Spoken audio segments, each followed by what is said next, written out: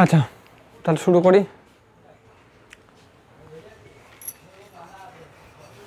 এই তুই কি ওগুলো করবি? আচ্ছা, আজকে তাহলে ক্লাস করবো হচ্ছে বৌদ্ধ ধর্ম হয়ে গেছে, জৈন ধর্ম হয়ে গেছে, এবং তার সমসাময়িক সময়ে আমি আগের দিন বলেছিলাম একটু যে সমগ্র উত্তর ভারত এবং দক্ষিণ ভারতের কিছুটা অংশ জুড়ে বড় বড় 16টা শহর বা রাজ্য গড়ে উঠেছিল, যেগুলোকে কেন্দ্র করে আগামী ভবিষ্যতের মানে তখনকার সময় থেকে আগামী দিনের যে ভারতীয় ইতিহাস সেটার পটভূমি রচিত হয়েছিল। কী বললাম, বোঝা গেল? এইবার ধরে নিলাম এটা আমাদের ভারত, ঠিক আছে? আর এখানে একটা শহর আছে, এখানে একটা আছে, এখানে একটা আছে, এখানে একটা আছে, এখানে একটা আছে, এখানে একটা আছে, এখানে একটা আছে, এখানে একটা আছে, এখানে একটা, এরকম করে 16টা শহর আছে, যার অস্তিত্ব অধিকাংশই উত্তর ভারতে। উত্তর ভারত মানে এই যে উপরের পোর্শনটুকু, দক্ষিণ ভারত মানে সাউথ ইন্ডিয়ার নিচের পার্টটা, ঠিক আছে? এইবার আমাদের আগে শুরু করতে হবে যে জনপদ দিয়ে। ষোড়শ মহাজনপদ তো বুঝলাম, জনপদ, তাই তো? মহাজনপদ পরে আসি। জনপদ, জন মানে কি? জন, জন বা জন বা জন, একজন, দুইজন, তাই তো? তিনজন। জন হচ্ছে লোক বা ব্যক্তি বা মানুষ, অর্থাৎ মানুষ। পদ মানে কি? পা, পা, পদ মানে পা।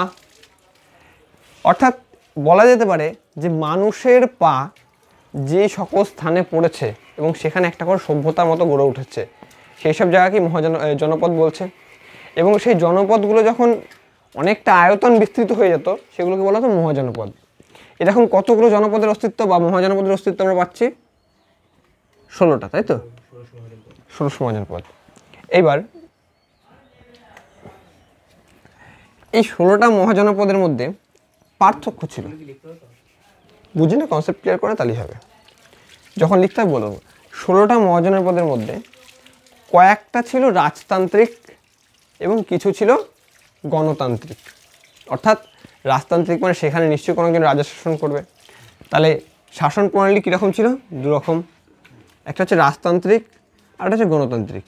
ঠিক আমাদের এখানে যেমন এখন গণতান্ত্রিক, আমরা একজনকে নির্বাচিত করে সে আমাদের শাসন করে। তো গণতন্ত্র তো সেম, দেখা গেলো কোনো একজন নেতাকে নির্বাচন করলো, বলো ঠিক আছে আজকে থেকে আমাদের নেতা, তাহলে এই আমাদের শাসন করবে। আর রাজতন্ত্রে কী হতো? একজন রাজা হবে, তার ছেলে আবার রাজা হবে, তার ছেলে আবার রাজা হবে, মানে রাজতন্ত্র চলতে থাকবে। তাহলে যদি বলে যে মহাজনপদগুলি শাসনতান্ত্রিক হিসেবে রকম ছিল? দুরকম, একটা হচ্ছে রাজতান্ত্রিক, একটা গণতান্ত্রিক। বোঝা গেছে? এইবার গণতান্ত্রিক মহাজনপদ কোনগুলো একটু লিখে নেয় এগুলো আগে। গণতান্ত্রিক মহাজনপদ আসলে তোরা তো জানিস না যে মহাজনপদ কোনগুলো, জানিস তো না? তাও আগে লিখে রাখ, তাতে কী হবে, যখন তোরা রিভিশন করবি তখন তোদের ক্যাচ করতে সুবিধা হবে। কেন, বোঝা গেল? কুরু, কম্বোজ, মল্ল, অসমক এবং ব্রিজি, বা এটাকেই আবার কোনো কোনো জায়গায় ভাজ্জি লেখা থাকে, ঠিক আছে? ব্রিজি অথবা ভাজ্জি, এই যে পাঁচটা।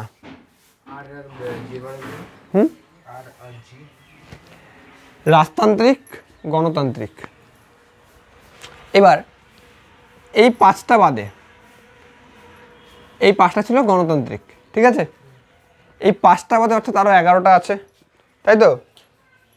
বাকি 11টা ছিল রাজতান্ত্রিক। কিরকম বোঝা গেল? বাকিগুলো রাজতান্ত্রিক। 16টার মধ্যে 5টা হচ্ছে গণতান্ত্রিক, বাকিগুলো রাজতান্ত্রিক। এবার কোশ্চেন ধর দিয়ে দিল যে নিম্নলিখিত কোন মহাজনপদটি গণতান্ত্রিক ছিল? অপশানে আছে কম্বোজ। উত্তর কি এটা হবে কি হবে না? এটাই হবে। তো এইভাবে প্রশ্ন আসতে পারে। এইবার পৌরাণিক কিছু মানে লেখা টেখাতে, মানে বই পুস্তক গ্রন্থতে এই মহাজনপদের উল্লেখ পাওয়া গেছে, বিভিন্ন মহাজনপদের। এমনকি মহাভারতেও আছে, রামায়ণেও আছে, পুরাণ টুরাণ ইত্যাদিতে তো বহুত ভরপুর, ঠিক আছে? পানিনি, হ্যাঁ, পানিনির একটা বই গ্রন্থ আছে, তার নাম হচ্ছে অষ্টাধ্যায়ী। কুরু, পানিনির লেখা অষ্টাধ্যায়ী একটা গ্রন্থ আছে। সেই গ্রন্থে 40টা জনপদের কথা বলছে, 40টা জনপদ, মহাজনপদ না কিন্তু, কি বলছে, 40টা জনপদ। এবার এই অষ্টাধ্যায়ীটা কি ধরনের গ্রন্থ? এটা একটা ব্যাকরণ গ্রন্থ। তাহলে অনেকগুলো প্রশ্ন পেয়ে গেলাম না? এমসিকিউ হিসেবে দেখতে গেলে যদি দেখ কতগুলো প্রশ্ন আসছে গুনবি। প্রথম প্রশ্ন, মহাজনপদ কতগুলো ছিল? 16টা। রাজতান্ত্রিক শাসন প্রণালীর কাঠামোগত দিক থেকে কতগুলো ছিল, কিরম ছিল? দুরকমভাবে, রাজতান্ত্রিক একটা আর গণতান্ত্রিক একটা। গণতান্ত্রিক কতগুলি ছিল? দেখা গেল প্রশ্ন করলো যে কুরু কি গণতান্ত্রিক না রাজতান্ত্রিক? গণতান্ত্রিক হয়ে গেল। এবার লেখা গেল, ধর প্রশ্ন করলো যে কোন ঐতিহাসিক গ্রন্থতে 40টা জনপদের উল্লেখ পাওয়া গেছে? পানিনির লেখা অষ্টাধ্যায়ী। এবার যদি প্রশ্ন করে যে অষ্টাধ্যায়ী কার লেখা, উত্তর হচ্ছে পানিনির লেখা। এবার যদি প্রশ্ন করে যে অষ্টাধ্যায়ীটা কি ধরনের গ্রন্থ, এটা একটা ব্যাকরণ গ্রন্থ, গ্রামার বুক। বোঝা গেছে? লিখে নাও।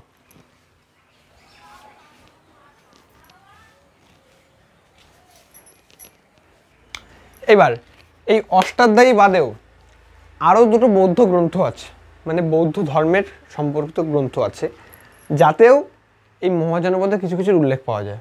সেগুলো একটু দেখে নিয়ে।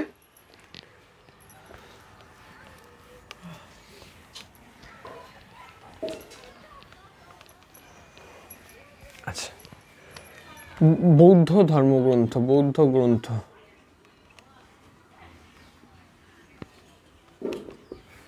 ঠিক আছে। একটা হচ্ছে অঙ্গুরিত্তর নিকয়, অঙ্গুরিত্তর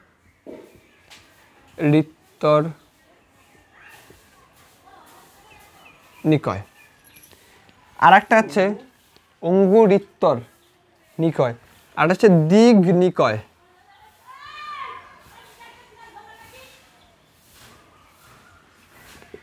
দিগ নিকয়। এই অঙ্গুরিত্তর নিকয়ে কতগুলো মহাজনপদের উল্লেখ আছে? 16টা, ঠিক আছে। আর দিগ নিকয়ে কটা মহাজনপদের উল্লেখ আছে? 12টা। এবার যদি প্রশ্ন করে যে অঙ্গুরিত্তর নিকয় হলো একটি কোন ধর্মের গ্রন্থ, উত্তর কি হবে? মহাজনপদ। উত্তর হচ্ছে বৌদ্ধ ধর্মগ্রন্থ বা বৌদ্ধ গ্রন্থ, ঠিক আছে। এবার যদি প্রশ্ন করে যে কোন বৌদ্ধ গ্রন্থে 16টা মহাজনপদের উল্লেখ আছে, উত্তর কি? নিকয়। কোনটায় 12টা আছে? দিগ নিকয়, ঠিক আছে। হয়ে গেল, ঝামেলা শেষ। এবার দেখি নেক্সট আইটেম। এইবার আমরা একটা একটা করে মহাজনপদগুলো সম্পর্কে জানবো ডিটেলসে। বুঝলাম, হ্যাঁ।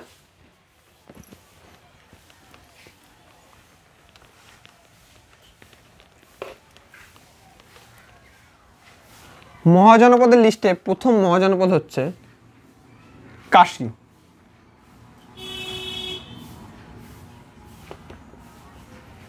ঠিক আছে। আচ্ছা, কাশীর রাজধানী কি ছিল? কাশীর রাজধানী ছিল বারাণসী বা বেনারস,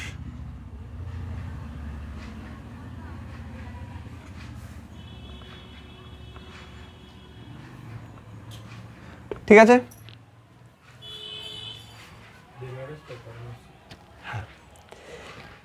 এই কাশী শহরটা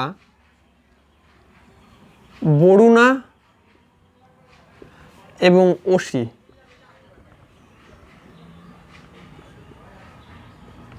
এই দুটি নদীর সঙ্গমস্থলে অবস্থিত, ঠিক আছে।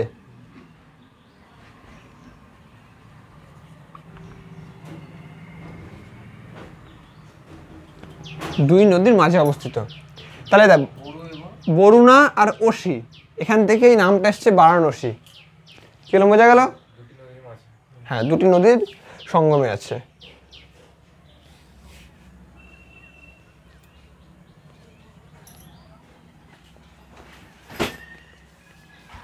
আচ্ছা, এই কাশীর উল্লেখ জাতক কোন ধর্মের গ্রন্থ বলতো? জাতক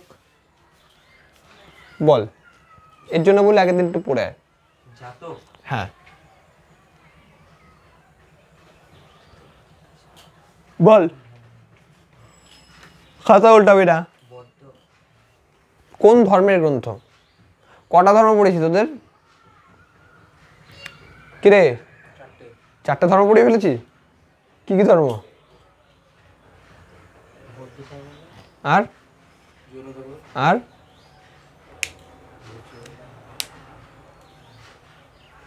আর কি? বৌদ্ধ ধর্মের একদম শেষের পয়েন্টটা দেখ, লেখা আছে জাতক।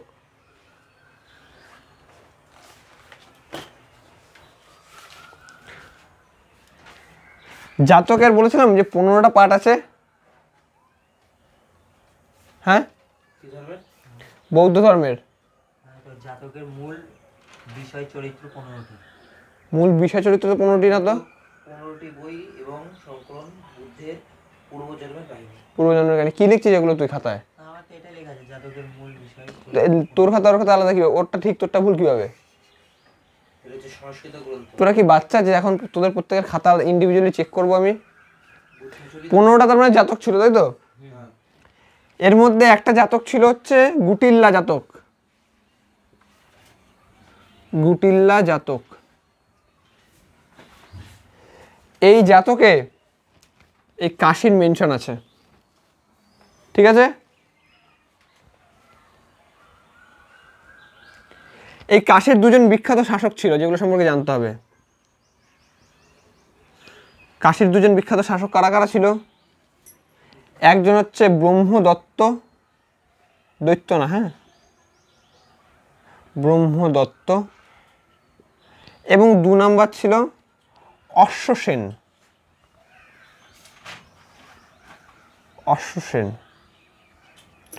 অশ্বসেন কোন বংশের শাসক ছিল? নাগ বংশের। হ্যাঁ, নাগবংশ। অশ্বসেন কার পিতা ছিল? পার্শ্বনাথ। পার্শ্বনাথ কে ছিল বল?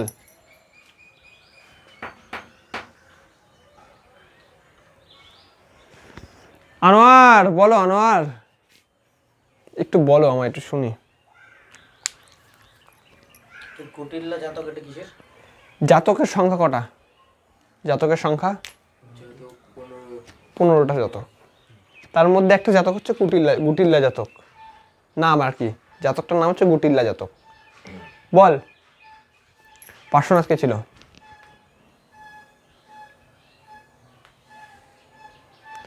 আগের দিনের জিনিস না পড়ে আসলে পড়ানো সম্ভব হবে না তো।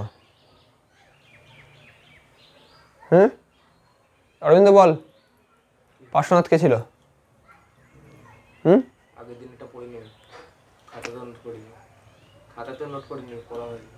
কেন প্রজেক্টে গিয়ে নিয়ে পড়েছিলাম।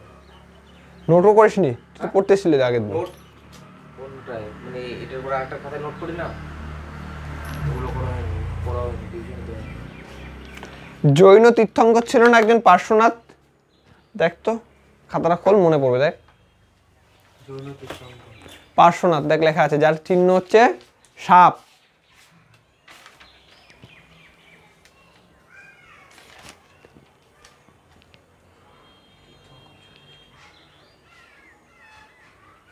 আছে?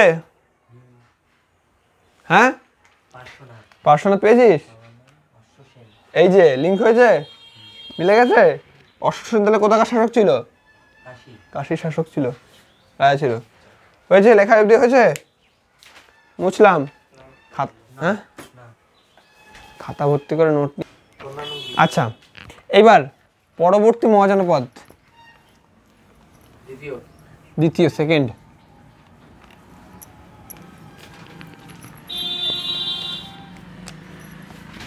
দ্বিতীয় মহাজনপদ কি নাম? কৌশল। কৌশল, কৌশল, হ্যাঁ। দ্বিতীয় মহাজনপদ কি? কৌশল, এই কৌশল মহাজনপদটা ধরে নিলাম এটা কৌশল মহাজনপদ, হ্যাঁ হ্যাঁ, এই কৌশলকে দুই ভাগে ভাগ করেছে কোন নদী? সরয়ূ নদী। সরয়ূ নদী, হ্যাঁ। তাহলে একটা উত্তর কৌশল হয়ে গেল, একটা দক্ষিণ কৌশল হয়ে গেল। এটা হচ্ছে উত্তর কৌশল, এটা দক্ষিণ কৌশল। উত্তর কৌশলের রাজধানী কি ছিল? শ্রাবস্তি। শ্রাবস্তি। আর দক্ষিণ কৌশলের রাজধানী কি ছিল? সরয়ূ নদীতে কার লিঙ্ক আছে সরয়ূ নদীর সাথে?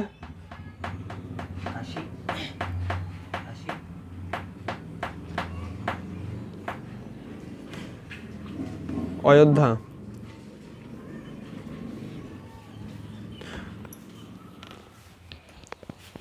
কি বললাম? পরবর্তী মহাজনপদ হচ্ছে কৌশল মহাজনপদ। একে দুভাগে ভাগ করেছে একটা নদী, তার নাম হচ্ছে সরয়ূ নদী। তাহলে উত্তর শ্রাবস্তি, উত্তর কৌশল, দক্ষিণ কৌশল। উত্তর কৌশলের রাজধানী কি? দক্ষিণ কৌশলের অযোধ্যা। লিখে নাও। হ্যাঁ, প্রশ্ন করে কিচ্ছু লিখবি না, এইভাবে লিখে নে না, যেটা হচ্ছে কৌশল।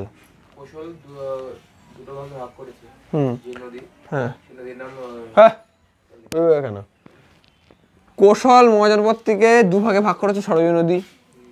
উত্তর কৌশলের রাজধানী শ্রাবস্তি, দক্ষিণ কৌশলের রাজধানী অযোধ্যা। হয়ে গেল। এবার কোন গ্রন্থে মেনশন আছে? কোন গ্রন্থে? রামায়ণে উল্লেখ আছে। রামায়ণে উল্লেখ আছে কৌশলের উল্লেখ। কোন তাহলে কোন মহাকাব্যে আছে? রামায়ণে উল্লেখ আছে। আচ্ছা, এই কৌশলের রাজা কে ছিল? প্রসেনজিৎ। কৌশলের রাজা ছিল প্রসেনজিৎ। এখানে বোঝ আর হাত চালা, এখানে বোঝ আর হাত চালা। কেন বুঝতে পেরেছিস? হ্যাঁ, এটা বুঝিস নি? বুঝিস নি? যেভাবে তুই বুঝবি, তোর খাতা তুই পড়বি, যেভাবে বুঝবি তোর ব্যাপার, কোনো সমস্যা নেই। আচ্ছা, আর এটা বর্তমানে কোথায় আছে? বর্তমানে কোন এরিয়াটাকে কৌশল বলা হচ্ছিল আগেকার দিনে? ইস্ট মানে কোন সাইডে? পূর্ব।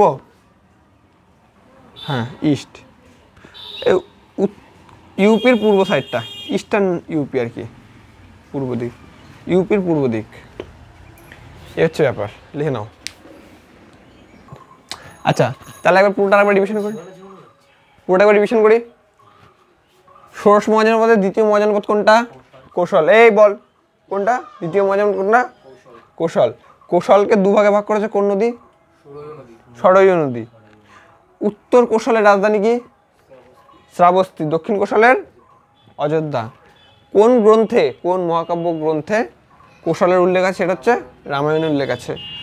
কৌশলের শাসক কে ছিল? প্রসেনজিৎ। আর কৌশল বর্তমানে অবস্থিত কোথায়? উত্তরপ্রদেশের পূর্ব দিকে। হয়ে গেছে, বুঝলাম। তাহলে পরেরটা, হ্যাঁ, কাশী, কৌশল। এবার তৃতীয় অঙ্গ। মহাজনপদের নাম হচ্ছে অঙ্গ। এর রাজধানী কি? এর রাজধানী হচ্ছে চম্পা।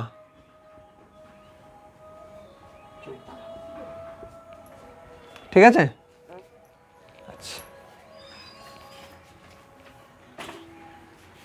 আচ্ছা, এটা বর্তমান অবস্থান কোথায়?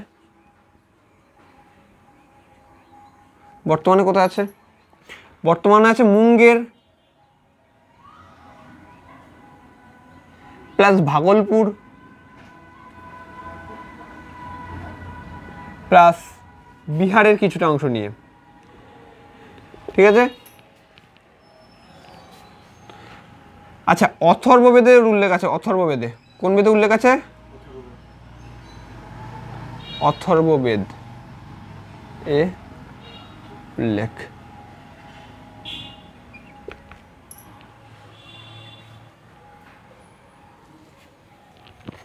কোন বেদে উল্লেখ আছে? সেটা হচ্ছে অথর্ববেদ। আর একটা জিনিস যেটা তোদের এখন মাথার উপর দিয়ে যাবে, ঠিক আছে, ওর নাম হচ্ছে বিম্বিসার। বিম্বিসার ফরওয়ার্ড ব্লককে কপি করেছিল বিম্বিসার। ফরওয়ার্ড ব্লক, না মনে নেই, বিম্বিসার কিছু একটা আছে, এটা আমি পড়েছিলাম। Forward block Bimbisara, forward block গঠন হয়েছে নেতাজি সুভাষচন্দ্র বসু। কি ফরওয়ার্ড ব্লক গঠন করেছিল মোহন সিং, এই সরি ভুল বললাম, 1939 সালে চিত্তরঞ্জন দাস আর নেতাজি দুজন মিলে। কিন্তু আমি যেখান থেকে পড়েছি সেটার মধ্যে শুধু নেতাজির উল্লেখ ছিল। forward এই হচ্ছে পার্শিয়াল নলেজ, কমপ্লিট নলেজ দরকার। আজাদ হিন্দ ফৌজ কে গঠন করেন? আজাদ হিন্দ ফৌজ, নেতাজি সুভাষচন্দ্র বসু। তাহলে আজাদ হিন্দ ফৌজ। সিঙ্গাপুরে আজাদ হিন্দ ফৌজ গঠন করেন হচ্ছে মোহন সিং, ক্যাপ্টেন মোহন সিং। তারপরে সেটার দায়িত্ব পান রাসবিহারী বসু, সেখান থেকে দায়িত্ব পান নেতাজি। কি বললাম, বোঝা গেল? যেখানে দেখা ওখানে নেতাজি এটা উল্লেখই করে। এই হচ্ছে ব্যাপার। আজ বাদে কাল কোশ্চেন কি করে কেউ জানে না। বিম্বিসার জয় করে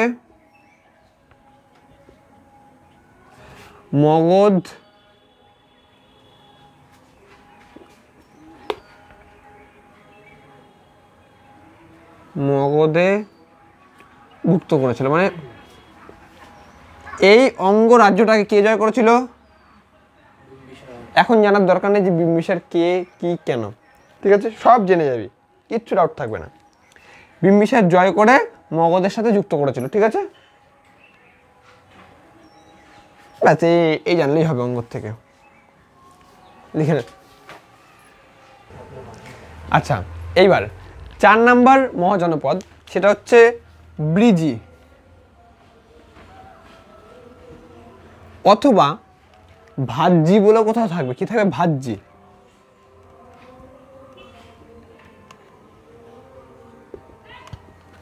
ঠিক আছে,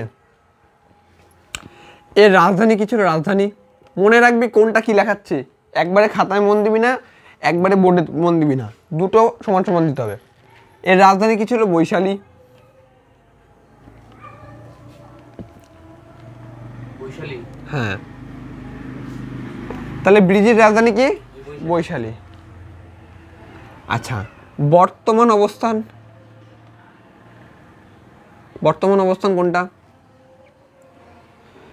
বিহারের উত্তর বিহার, মানে আপার পোর্শন অফ বিহার, ইংলিশে লিখে দিই। উত্তর বিহার, হ্যাঁ, UPPER, upper BOR portion of Bihar. তাও তো তোদের ভালো রে ভাই, আমি বাংলায় লেখাচ্ছি, বাংলায় করাচ্ছি। এই আগের বছর ওদের ইতিহাসে একটা কিছু আমি বাংলায় করাইনি, সব ইংলিশে লিখে দিয়েছি, কারণ দেখলাম যে তোরা একটু ডিসকো মোডে আছিস, তো তাই ঠিক আছে বাংলায় করি। আচ্ছা, বর্তমান অবস্থান তাহলে কোথায় আছে? বিহারে আছে, বিহারের একটু উপর পোর্শনটা, ঠিক আছে, উত্তর বিহারে। হ্যাঁ।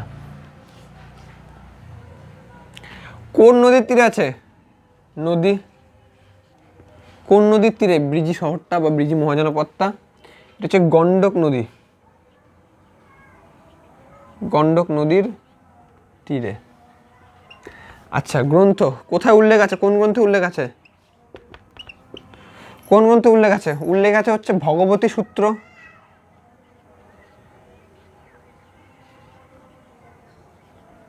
ভগবতী সূত্র। এটা একটা জৈন ধর্মগ্রন্থ, জৈন গ্রন্থ। ভগবতী সূত্র। এবং আরেকটা আছে গ্রন্থ, সেটা হচ্ছে অঙ্গুরিত্তর নিকায়। এটা কোন ধর্মগ্রন্থ রে? বল রে। অঙ্গুরিত্তর নিকায়টা কোন ধর্মের গ্রন্থ?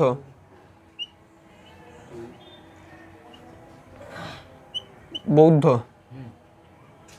বৌদ্ধ গ্রন্থ। ব্রেনে শর্ট হয়ে যাচ্ছে কিন্তু তোদের, এটা পড়তে হবে। এরকম আরো 5খানা সাবজেক্ট ঢুকবে পরপর এটার পাশাপাশি, তার সাথে আরো 3টে সাবজেক্ট। এই 4টে সাবজেক্টে মহারাজ হাসিল করতে হবে। মানে জিকের মধ্যে তো 5-6টা সাবজেক্টই আছে, আর ওইদিকে আরো 3টে সাবজেক্ট, মোটামুটি 10-12টা সাবজেক্টে তুমি যখন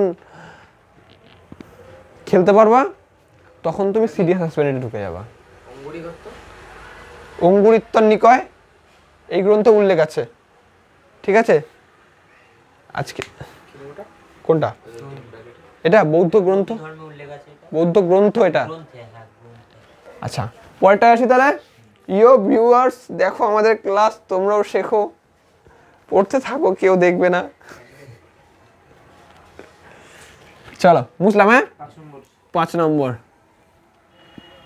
তাহলে পরপর একবার বলি, কাশি আসলো, কোশল আসলো, অঙ্গ আসলো, ব্রিজি আসলো, এবার বৎস আসবে, বৎস।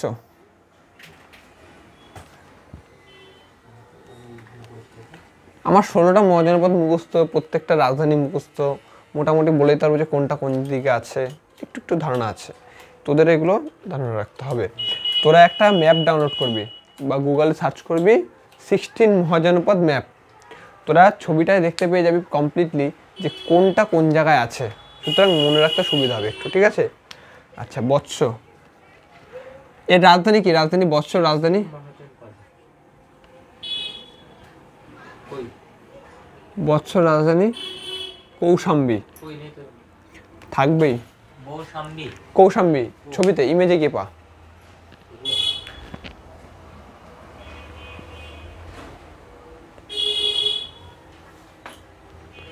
এক সেকেন্ড।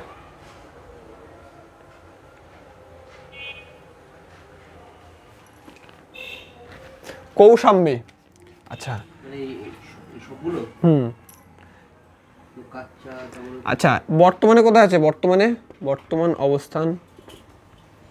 বর্তমান অবস্থান হচ্ছে এলাহাবাদ।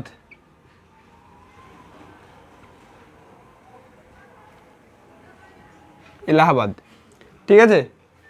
কোন নদীর তীরে? যমুনা নদীর তীরে। যমুনা। হ্যাঁ, যমুনা নদীর তীরে। এই বৎসর শাসক কে ছিল? বৎসর রাজা বা শাসক কে ছিল? ইম্পর্টেন্ট, এই নামটা একটু মনে রাখবি, ব্রেনে একটু হাইলাইট করে রাখ। এটা হচ্ছে উদয়ন। কে ছিল? উদয়ন। আচ্ছা, এই বৎস রাজ্যের রাজধর্ম কি ছিল? রাজধর্ম যেমন কি পাকিস্তানের ন্যাশনাল রিলিজিয়ান কোনটা? মুসলিম বা ইসলাম। তারপর হচ্ছে নেপালের কোনটা? নেপালের হচ্ছে তোর বৌদ্ধ। চায়নাও বুদ্ধিজম আছে, ঠিক আছে? মায়ানমারও বুদ্ধিজম আছে, ঠিক আছে? আমাদের ভারতে যেমন কোনো ন্যাশনাল রিলিজিয়ান নেই, ঠিক আছে? সব ধর্ম একদম ধর্মনিরপেক্ষ কান্ট্রি। তো তেমন এই বৎসর রাজধর্ম কোনটা ছিল? মানে বৎসর ওই স্টেট রিলিজিয়ান কোনটা ছিল? সেটা ছিল বৌদ্ধ ধর্ম, মূল ধর্ম আর কি। হ্যাঁ বৌদ্ধ ধর্ম, মানে রাজকীয় পৃষ্ঠপোষকতা লাভ করেছিল, ঠিক আছে?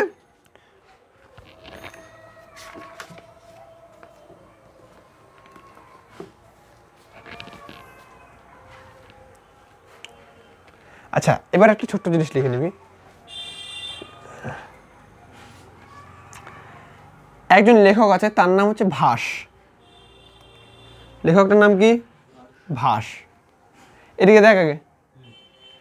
ভাসের লেখা একটা বিখ্যাত নাটক আছে, নাটক। তার নাম হচ্ছে স্বপ্ন বাসবদত্তম। সংস্কৃত ছিল তোদের, স্বপ্ন বাসবদত্তম,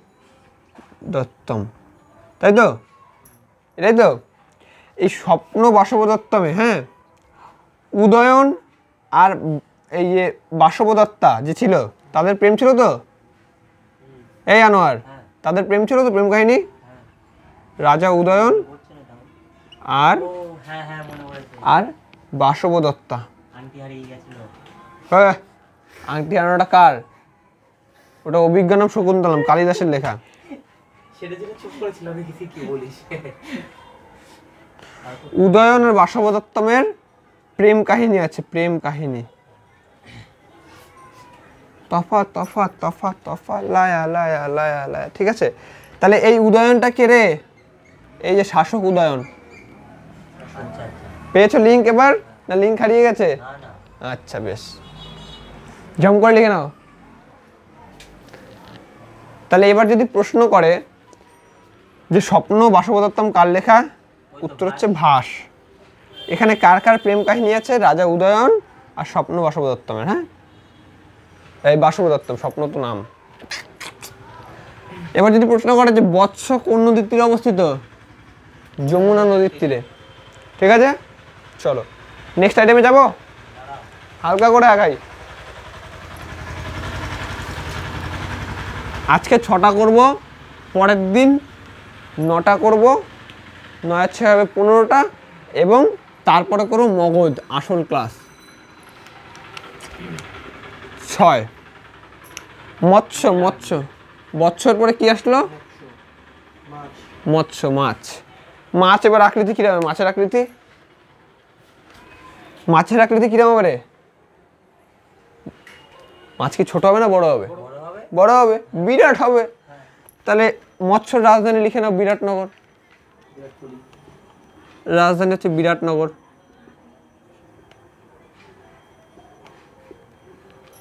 ঠিক আছে?